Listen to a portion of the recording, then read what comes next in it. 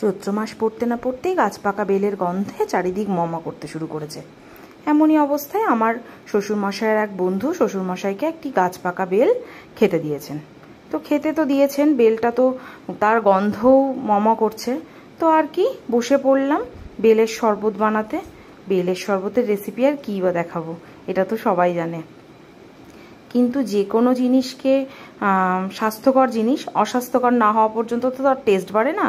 তো ওই অস্বাস্থ্যকর বেলের শরবত বানাতেই বসে পড়েছি। আর যেহেতু বেলের শরবত মোটামুটি সবাই ইচ্ছা অনিচ্ছাকৃত সবাই খায় আমাদের বাড়িতে, কিন্তু আরুষকে তো আর যা তা করে খাওয়ানো যাবে না, তাকে একটু টেস্টি করেই বানিয়ে দিতে হবে, তবেই সে খাবে, নচেত সে খাবে না। তাতেও তো কত গল্প কথা তোমাদের সাথে শেয়ার করেছি যে আরুষ কত বকবক করলে তবে একটু বেলের শরবতটাকে খাওয়ানো যায়। তো যাই হোক, সেই বেলের শরবতটা বানিয়ে নিলাম আর একটু তোমাদের সাথেও সেটা শেয়ার করে নিলাম।